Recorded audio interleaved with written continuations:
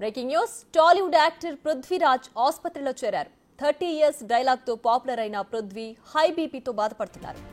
Laila cinema pre release function లో 150 గొర్రెలు అంటూ పృథ్వీ చేసిన కామెంట్లపై వైసీపీ ఆగ్రహం వ్యక్తం చేసింది. సినిమాను బాయ్కాట్ చేయాలని వైసీపీ కార్యకర్తలు సోషల్ మీడియాలో ట్రోల్స్ చేస్తున్నారు. సోషల్ మీడియాలో విపరీతమైన ట్రోలింగ్ తో పృథ్వీ ఒత్తిడికి గురయ్యారు. ప్రెస్ మీట్ పెట్టి హీరో విశ్వక్ సేన్ నిర్మాత వైసీపీకి క్షమాపణ చెప్పినప్పటికీ ఈ ట్రోలింగ్ ఆగడం లేదు.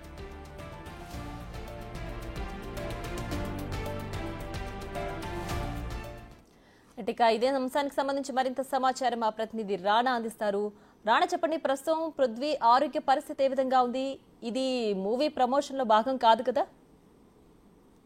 మొన్న జరిగినటువంటి లైలా సినిమా ప్రీ ఫంక్షన్ కి ముఖ్య అతిథిగా చిరంజీవి పాల్గొన్నారు. చిరంజీవితో పాటు చాలా మంది అతిథులు కూడా పాల్గొన్నారు.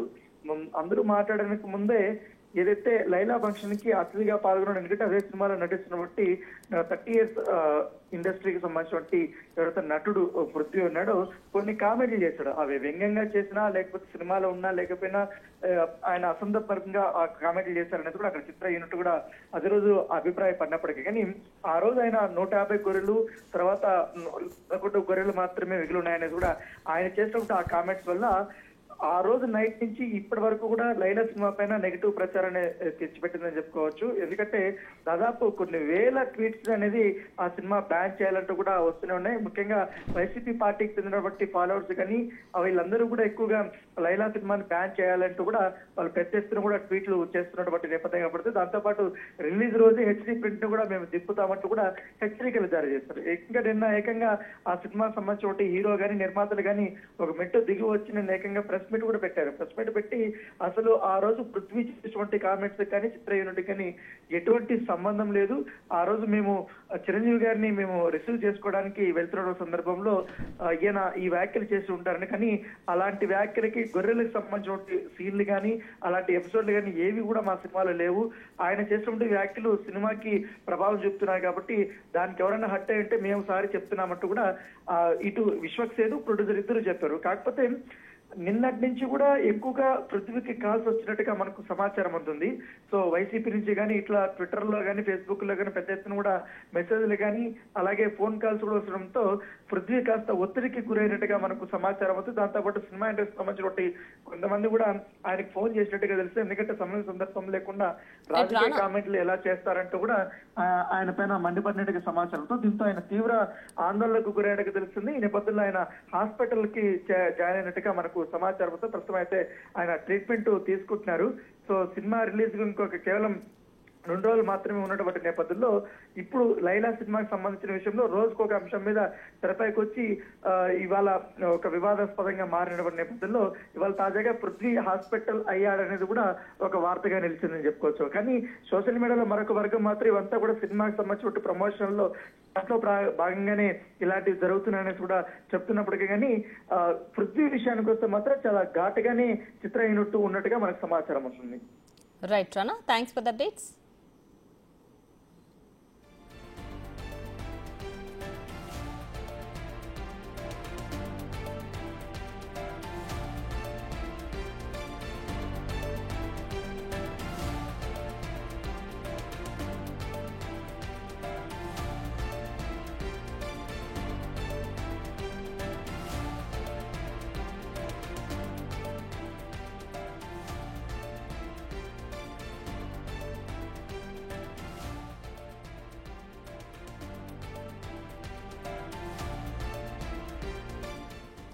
Laila movie pre release event లో పృథ్వీరాజ్ చేసిన వ్యాఖ్యలు వైసీపీని ఉద్దేశించినట్లు ఉన్నాయని కార్యకర్తలు ఫైర్ అవుతున్నారు.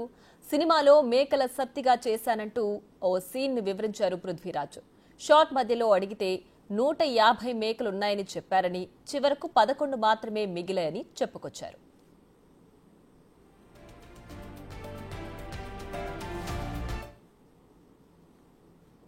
నాకు ఒక రకంగా కూడా అనిపించేది ఏంటంటే,